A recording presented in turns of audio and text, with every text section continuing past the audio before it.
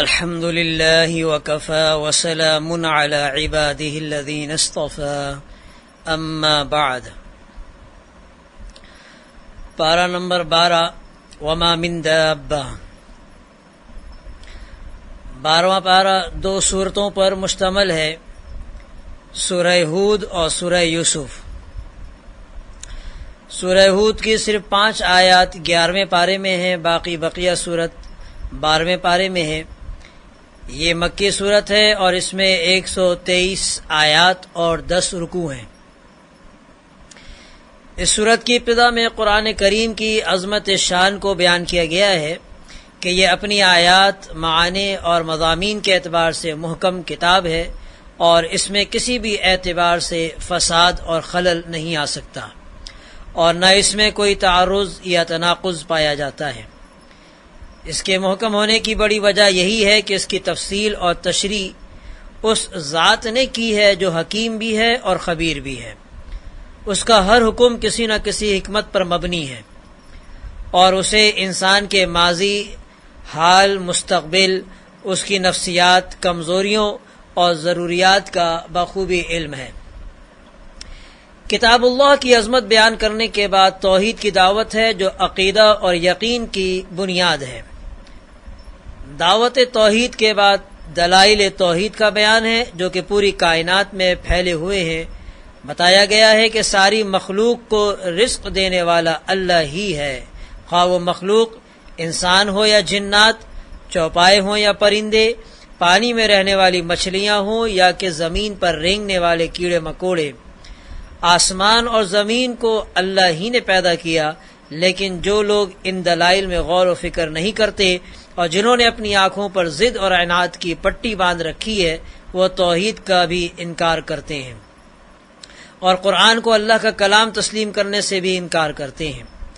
ان منکرین کو چیلنج دیا گیا ہے کہ اگر واقعی قرآن انسانی کاوش ہے تو تم بھی جیسی 10 صورتیں بنا کر لے آؤ۔ منکرین کو 3 بار چیلنج دیا گیا ہے۔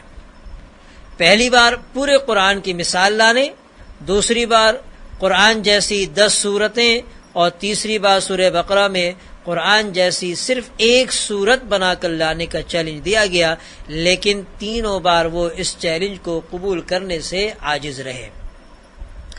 اس کے علاوہ جو اہم مضامین سورہ ہود میں بیان ہوئے ہیں وہ یوں ہے کہ انسان کے 2 گروہ ہیں۔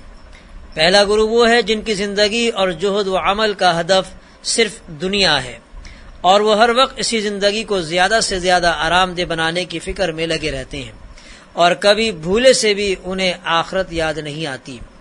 اور دوسرا توفیق یافتہ گروہ وہ ہے جو دنیا کے لیے بھی تگ و دو کرتا ہے مگر اس کی کوششوں کا محور آخرت ہے، وہ اخروی زندگی ہی کو سامنے رکھ کر دنیا کی زندگی گزارتا ہے۔ پہلے گروہ کی مثال اندھوں اور بہروں جیسی ہے اور دوسرے گروہ کی مثال بینائی اور سنوائی کی نعمت سے سرفراز لوگوں جیسی ہے۔ قرآن کریم کی ایک عادت یہ بھی ہے کہ دلائل کے ذریعے کفار اور مشرکین کے نظریات کی تردید کے بعد گزشتہ اقوام اور انبیاء کے واقعات اور قصص بیان کرتا ہے۔ ایسا کرنے سے دلائل کی تاکید بھی ہو جاتی ہے اور کلام میں تفنن اور تنوع بھی پیدا ہو جاتا ہے۔ انسان کی طبیعت تنوع پسند ہے۔ اللہ تعالیٰ نے جیسے تکوینی آیات یعنی اس حصی اور مادی جہاں میں تنوع کا لحاظ رکھا ہے، یوں ہی تشریعی آیات یعنی قرآن میں بھی اس کا لحاظ رکھا ہے۔ آپ حصی جہاں میں دیکھیں تو لمحہ بلمحہ مناظر، موسم اور اوقات بدلتے جاتے ہیں، کہیں پھول، کہیں کانٹے، کہیں بلند و بالا پہاڑ، کہیں ہموار میدان، کہیں دریاؤں کی سرکش موجیں، کہیں اڑتی ہوئی خاک، پھر کبھی سردی، کبھی گرمی، کبھی بہار، کبھی خزاں، کبھی صبح، کبھی دوپہر اور کبھی شام۔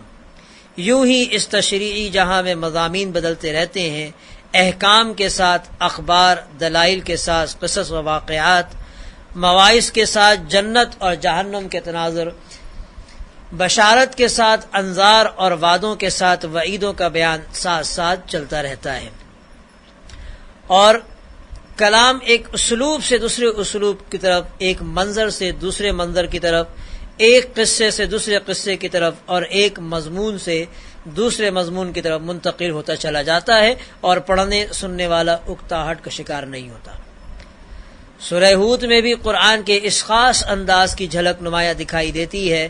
پہلے قرآن کی صداقت اور توحید و رسالت کی حقانیت کے دلائل ذکر کیے گئے، اس کے بعد حضرت نوح، حضرت ہود، حضرت صالح، حضرت لوط، حضرت شعیب، حضرت موسیٰ اور حضرت ہارون علیہم السلام کے قصے بیان کیے گئے ہیں۔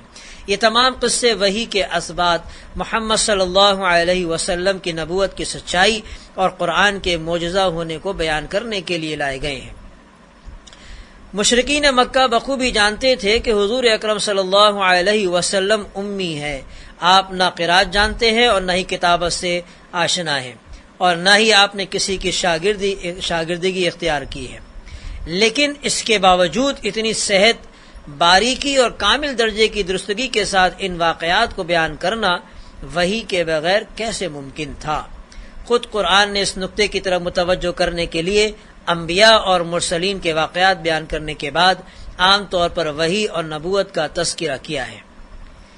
زیر نظر صورت میں حضرت نوح علیہ السلام کا واقعہ بیان کرنے کے بعد آخر میں فرمایا ہے کہ یہ حالات و واقعات غیب کی خبروں میں سے ہیں جو ہم تمہاری طرف بھیجتے ہیں، اس سے پہلے نہ تو تم ان کو جانتے تھے اور نہ ہی تمہاری قوم جانتی تھی، پس صبر کرو کہ پرہیزگاروں ہی کا انجام اچھا ہوتا ہے۔ یوں ہی حضرت موسیٰ اور حضرت ہارون علیہ السلام کا قصہ بیان کرنے کے بعد ارشاد ہوتا ہے کہ یہ پرانی بستیوں کے تھوڑے سے حالات ہیں جو ہم تم سے بیان کرتے ہیں، ان میں بعض بستیاں تو باقی ہیں اور بعض تہس نہس ہو گئیں۔ ان واقعات میں ایک طرف تو عقل، فہم اور سمع و بصر رکھنے والوں کے لیے بے پناہ عبرتیں اور نصیحتیں ہیں، اور دوسری طرف حضور اکرم صلی اللہ علیہ وسلم اور مخلص اہل ایمان کے لیے تسلی اور ثابت قدمی کا سامان اور سبق ہے۔ اسی لیے یہ واقعات بیان کرتے ہوئے آپ کو استقامت کا حکم دیا گیا، جو کہ حقیقت میں پوری امت کو حکم ہے۔ استقامت ایک ایسا حکم ہے جس کا تعلق عقائد، اقوال، اعمال اور اخلاق سب ہی کے ساتھ ہے۔ استقامت کوئی آسان چیز نہیں ہے، بلکہ انتہائی مشکل صفت ہے جو اللہ کے مخصوص بندوں ہی کو حاصل ہوتی ہے۔ استقامت کا مطلب یہ ہے کہ پوری زندگی ان تعلیمات کے مطابق گزاری جائے جن کے مطابق گزارنے کا اللہ تعالیٰ نے حکم دیا ہے۔ حضرت ابن عباس رضی اللہ عنہ فرماتے ہیں کہ رسول اللہ صلی اللہ علیہ وسلم پر اس آیت سے زیادہ سخت آیت کوئی نازل نہیں ہوئی۔ صحابہ رضی اللہ تعالی عنہم نے ایک موقع پر ریش مبارک میں چند سفید بال دیکھتے ہوئے عرض کیا کہ یا رسول اللہ، بڑھاپا بہت تیزی سے آ رہا ہے۔ تو آپ نے فرمایا، مجھے ہود اور اس جیسی دوسری صورتوں نے بوڑھا کر دیا۔ علماء کہتے ہیں کہ آپ کا اشارہ سورہ ہود کی اسی آیت کی طرف تھا جس میں آپ کو استقامت کا حکم دیا گیا ہے۔ علماء ربانین نے استقامت کو عین کرامت قرار دیا، اور صحیح بات تو یہ ہے کہ استقامت سے بڑی کوئی کرامت نہیں۔ یہاں استقامت کی اہمیت کو ملحوظ رکھتے ہوئے اور اس کی اللہ سے دعا کرتے ہوئے حضرت موسیٰ علیہ السلام کے واقعے میں بھی تدبر ضروری ہے، جس میں فرعون کی مذمت کرتے ہوئے فرمایا گیا کہ اور تمہارا پروردگار جب نافرمان بستیوں کو پکڑا کرتا ہے تو اس کی پکڑ اسی طرح کی ہوتی ہے، بے شک دکھ دینے والی اور سخت ان قصوں میں اس شخص کے لیے عبرت ہے جو عذاب آخرت سے ڈرتا ہے۔ گویا یہ بتا دیا گیا کہ جس اللہ نے کل کی نافرمان بستیوں پر عذاب نازل کیا تھا وہ آج بھی سرکش قوموں کو اپنی گرفت میں لے سکتا ہے۔ اسی طرح آیت 116 کے مطالعے سے پتہ چلتا ہے کہ عام طور پر کسی قوم پر اللہ کا عذاب اس وقت نازل ہوتا ہے جب اس کے اندر دو خرابیاں پیدا ہو جاتی ہیں۔ ایک تو یہ کہ ایسے درد مند اور ہوش مند لوگ نہیں رہتے جو انہیں فتنہ و فساد سے منع کریں، اور دوسری خرابی یہ کہ وہ قوم حد سے زیادہ عیش پرستی اور گناہوں میں مبتلا ہو جاتی ہے۔ اسی طرح حضور اکرم صلی اللہ علیہ وسلم اور اہل ایمان کے لیے تسلی اور صبر و استقامت کے پہلو کو مذکورہ واقعات کے بعد اس سورت کی اختتامی آیات میں بھی بیان کیا گیا ہے۔ آیت 120 میں کہ اے محمد صلی اللہ علیہ وسلم، انبیاء کے وہ سب حالات جو ہم تم سے بیان کرتے ہیں، ان کے ذریعے ہم تمہارے دل کو مضبوط رکھتے ہیں، اور ان قصوں میں تمہارے پاس حق آ گیا ہے اور مومنوں کے لیے نصیحت اور عبرت ہے۔ 12ویں سپارے میں سورہ ہود کے بعد سورہ یوسف ہے۔ سورہ یوسف مکی ہے اور اس میں 111 آیات اور 12 رکوع ہے۔ چونکہ اس سورت میں حضرت یوسف علیہ السلام کا قصہ بیان کیا گیا ہے، اس لیے اسے سورہ یوسف کا نام دیا گیا ہے۔ قرآن کریم میں دوسرے انبیاء کرام علیہ السلام کے واقعات میں تکرار پایا جاتا ہے، لیکن یہ تکرار کھٹکتا نہیں ہے۔ ہر جگہ نئے الفاظ، نئی تعبیر، کوئی نہ کوئی نیا سبق، نئی عبرت اور نئی نصیحت پائی جاتی ہے۔ یہ واقعات چھوٹے چھوٹے خوبصورت ٹکڑوں کی صورت میں پورے قرآن میں بکھرے ہوئے ہیں۔ ان ٹکڑوں کو جوڑنے سے پورا واقعہ سمجھ میں آتا ہے، لیکن حضرت یوسف علیہ السلام کے واقعے میں تکرار نہیں ہے۔ یہ واقعہ اول سے آخر تک پورے کے پورا سورہ یوسف ہی میں مذکور ہے۔ دوسری صورتوں میں حضرت یوسف علیہ السلام کا نام تو آیا ہے، لیکن ان کے واقعے کا کوئی چھوٹے سے چھوٹا حصہ بھی کسی دوسری صورت میں مذکور نہیں ہے۔ اہل علم نے کہا ہے کہ مخالفین نے نہ تو قرآن کے مکرر قصوں کا مقابلہ کیا اور نہ کر سکتے ہیں، اور نہ ہی غیر مکرر قصوں کا۔ حضرت یوسف علیہ السلام کے قصے کو خود قرآن نے احسن القصص قرار دیا ہے، کیونکہ اس قصے میں جتنی عبرتیں اور نصیحتیں پائی جاتی ہیں وہ شاید کسی دوسرے قصے میں پائی جاتی ہوں۔ جامعیت کے اعتبار سے تو اس میں دین بھی ہے اور دنیا بھی، توحید و فقہ بھی، اور سیرت و سوانح بھی، خواب کی تعبیر بھی ہے اور سیاست و حکومت کے رموز بھی، انسانی نفسیات بھی ہیں اور معاشی خوشحالی کی تدبیریں بھی، حسن و عشق کی حشر سامانی بھی ہے اور زہد و تقوی کی دستگیری بھی۔ اس میں انبیاء اور صالحین کا تذکرہ بھی ہے، اور ملائکہ اور شیاطین کا بھی، اور جنوں اور انسانوں کا بھی، تو چوپاؤں اور پرندوں کا بھی، بادشاہوں، تاجروں، عالموں اور جاہلوں کے حالات بھی ہیں، تو راہ راست سے ہٹ جانے والی عورتوں کی حیلہ سازی، مکاری اور حیا باختی بھی، اور پھر اس قصے میں مد بھی ہے، جزر بھی ہے، گمنامی بھی ہے اور شہرت بھی، غربت بھی ہے اور ثروت بھی، عزت بھی ہے اور ذلت بھی، صبر و ثبات بھی ہے اور بندگی شہوت بھی، کہ اس قصے میں جتنی بھی عبرت اور نصیحتیں پائی جاتی ہیں وہ شاید ہی کسی دوسرے قصے میں پائی جاتی ہوں۔ ایک بڑی خوبی جو اس قصے میں پائی جاتی ہے وہ یہ ہے کہ اس قصے کے ضمن میں حضور اکرم صلی اللہ علیہ وسلم اور ان کے مخالفین کے حال اور مستقبل کا پورا نقشہ کھینچ دیا گیا ہے۔ یوسف علیہ السلام کی طرح ہمارے آقا صلی اللہ علیہ وسلم کے ساتھ بھی قریشی بھائیوں نے حسد کیا، قتل کے مشورے کیے، آپ کو مکہ چھوڑنا پڑا، 3 دن تک غار سور میں روپوش ہونا پڑا، اور وہاں سے مدینہ ہجرت فرما گئے۔ وہاں بتدریج آپ کو عروج حاصل ہوا، یہاں تک کہ آپ پہلی اسلامی مملکت کے سربراہ بن گئے۔ مکہ فتح ہوا تو قریشی بھائی نادم و شرمندہ ہوئے، انہیں آپ کے سامنے سرفندہ ہونا پڑا، اور اسے حسن اتفاق کہیے یا عمد اور قصد، کہ اس موقع پر آپ صلی اللہ علیہ وسلم نے فرمایا کہ میں تم سے وہی بات کہتا ہوں جو میرے بھائی یوسف نے اپنے بھائیوں سے کہی تھی کہ جاؤ تم آزاد ہو، تم پر کوئی الزام نہیں۔